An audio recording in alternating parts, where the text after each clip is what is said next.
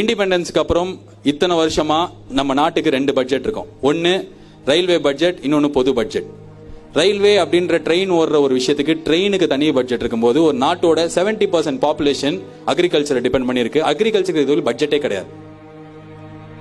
இதுல யார் இங்க இருக்க, நான் இதுல வந்து கத்துறது கை தட்டுறதுக்கு இல்ல, நம்ம யாருக்குமே இது தெரியும். அன்டில் ரீசெண்டா நான் இது யோசிச்சதே கிடையாது. நம்ம யாருக்குமே இது தெரியாது. சோ எனக்கு சொல்யூஷன் வேணும்னா நான் சொல்யூஷன் தானே கேட்பேன். ரோட்ல போய் என்ன ஆக போகுது?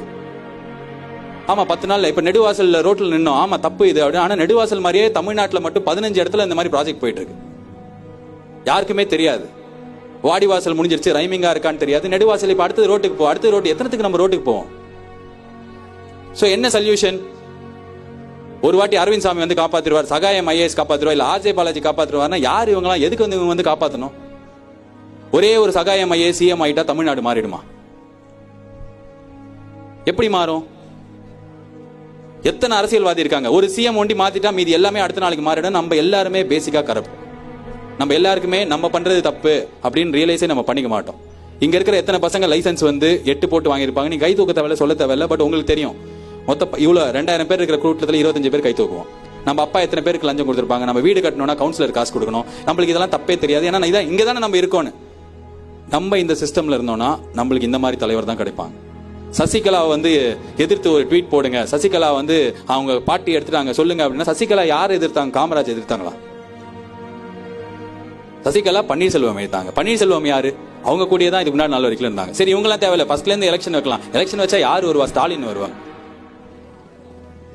சோ யாருக்கு நம்ம சப்போர்ட் பண்ண முடியும்? யார் இன்ஸ்பிரேஷன்? சோ என்ன சொல்யூஷன் அப்படின்னா, இந்தியாவை அரவிந்த் சாமியாலோ, தமிழ்நாட்டை சகாயமாலேயோ, ஆர்ஜே பாலாஜியாலோ, சித்தார்த்தாலேயோ, இல்ல வேற யாரோ ஒரு நடிகராலேயோ, ஒரு சோசியல் ஆக்டிவிஸ்டாலேயோ மாற்ற முடியாது. என்னால என் கூட இருக்கிற 4 பேரை மாற்ற முடியும். என்னோட சரௌண்டிங்ல என் கூட இருக்கிற 4 பேரோட கண்ட்ரோல் ஒண்டி தான் என்கிட்ட இருக்க முடியும். அதுதான் உங்க எல்லாருக்கும். You can be the only difference in your whole life. உங்களால ஒரு ஸ்டேட்டை மாற்ற முடியாது, என்னால ஒரு ஸ்டேட்டை மாற்ற முடியாது. நம்ம எல்லாருமே சின்ன சின்னதா இல்ல நான் இதுக்கப்புறம் கண்டிப்பா ₹1 கூட லஞ்சம் கொடுக்க மாட்டேன்னு நீங்க எத்தனை பேரால சொல்ல முடியும்? லைஃப்ல எவ்வளோ விஷயம் இதுக்கப்புறம் தான் நடக்கும். காலேஜ் விட்டு வெளில போனதுக்கு அப்புறம் தான் you will see the real world. அந்த ரியல் வேர்ல்ட்ல நான் ₹1 கூட நான் மாறிட்டேன், அவ்வளவுதான். என்ன சுத்தி இருக்கிற என்னோட வைஃப், என் குழந்தை, என்னோட 2 பசங்க, என்னோட ஹோப் என்னோட 2 பசங்க. இந்த 2 பசங்களும் எனக்கு எதுவுமே ஆக தேவையில்ல, ஆர்ஜே ஆக தேவையில்ல, ஆக்டர் ஆக தேவையில்ல, இன்ஃபேக்ட் எதுவுமே ஆக தேவையில்ல. அவனுக்கு நல்லவனா யாரையுமே ஹர்ட் பண்ணாம, அப்பா இந்த 2 பசங்க ரொம்ப நல்ல பசங்கன்னு அவனுக்கு இருக்கிற வரைக்கும் இருந்தானுங்களா போதும். எனக்கு அந்த வேல்யூ ஒண்டி இருந்தா போதும். நம்ம எல்லாருக்குமே ஏதாவது ஆகணும். ஆனா அதை கரெக்டான வழியில நம்ம ஆனோம் அப்படின்னா, we don't need a third person to lead us. நம்ம லைஃப் நம்ம லீட் பண்ணிக்கலாம். எனக்கு வந்து இந்த ஸ்டேஜ்ல வந்து இவ்வளவு பேசுறியா, நீ பிஜேபி திட்டுறியான்னு வர கேட்கறானுங்க. ஏன்னா வந்து நீ இந்த கம்யூனிட்டி அந்த நான் எந்த கம்யூனிட்டியுமே இல்ல. என் வீட்லயே மொத்தம் 5 ஜாதி இருக்கு. நான் எந்த ஜாதின்னு சொல்லிக்கிறது, எந்த மதம்னு சொல்லிக்கிறது எனக்கு தெரியாது. ஸோ எல்லா கட்சியும் ஒண்ணுதான். அது டிஎம்கேவா இருக்கட்டும், ஏடிஎம்கேவா இருக்கட்டும், இல்லைன்னா பிஜேபியா இருக்கட்டும், இல்லைன்னா காங்கிரஸா இருக்கட்டும், எல்லாருமே வந்து நம்மளை ஏமாத்தி தான் இது வரைக்கும் வாழ்ந்துட்டு இருக்காங்க. சோ இப்ப எலெக்ஷன்ல நிக்க வேணாம் அப்படின்னா, ஆமா நீங்க ஐஏஎஸ் படிங்க, ஐபிஎஸ் படிங்க. அரசியல் சாக்கடை நம்ம மைண்ட்ல ஏதோ வந்து இது பண்ணிட்டாங்க, ரெஜிஸ்டர் பண்ணிட்டாங்க. போய் கவுன்சிலர் எலெக்ஷன்ல உங்க ஏரியால யார் நல்லவங்களோ அவங்க நிக்க வைங்க. ஒரு 10 பசங்க போய் பண்ணுங்க. ரொம்ப ஈஸி. உங்க காலேஜ் இந்த அவினாசி ரோட்ல அவ்வளவு மரம் இருந்தது நான் இருக்கும்போது, இங்க எங்க மரம் இருக்கு? என்விரான்மெண்ட் சயின்ஸ்னு ஒரு சப்ஜெக்ட் தண்டத்துக்கு படிப்பீங்க. எதுக்கு படிக்கணும் நம்ம யாருக்குமே தெரியாது.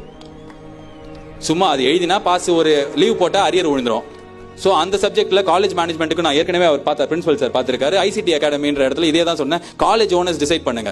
என்விரான்மெண்ட் சயின்ஸ்ல 4 வருஷத்துக்கு இந்தாப்பா தம்பி உங்க 30 பேருக்கு இந்த குளத்தை கொடுக்குறோம், தூர் வாருங்க 4 வருஷத்துல. So you be the change.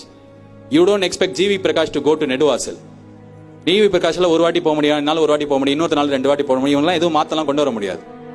நீங்க தான் உங்க லைஃப் மாத்திக்கணும், உங்க சரௌண்டர் மாத்திக்கணும். எனக்கு ஒரு சின்ன பையன் தெரியும், ஒரு ஸ்கூல்ல பேசினேன். அந்த பையனை 10வது படிக்கிற பையன் என் கூட சென்னை மைக்ரோல 3 நாள் வேலை செஞ்சான். நெக்ஸ்ட் டைம் நான் அவனை பார்க்கும்போது அவன் தெருவில் இருக்கிற 17 பேருக்கு அவன் ஆதார் கார்டு வாங்கி கொடுத்திருந்தான். எழுத தெரியாத படிக்க தெரியாத ஆளுங்களுக்கு. அவன் இந்தியாவை மாத்தல.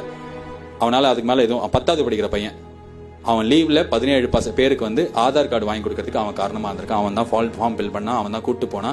அது கிடைக்கிற வரைக்கும் அவன் கூட இருந்தான். இது ஒரு பெரிய சேஞ்ச். ஆதார் கார்டு வந்து நல்லதா கேட்டதானே தெரியாது. ஆனா தயவு செஞ்சு உங்களால என்ன பண்ண முடியுமோ பண்ணுங்க. You be the change, don't expect others to be the change. இவ்வளவு பசங்களை பார்த்ததுனால உணர்ச்சி வசப்பட்டுலாம் பேசல. நான் பேசினா ஏதாவது ஒரு 10 பீஸாக்கு ஒரு பையனுக்காவது அது யூஸா இருக்கணும் அப்படின்னு தான் நான் எல்லா ஸ்டேஜையும் பாக்குறேன்.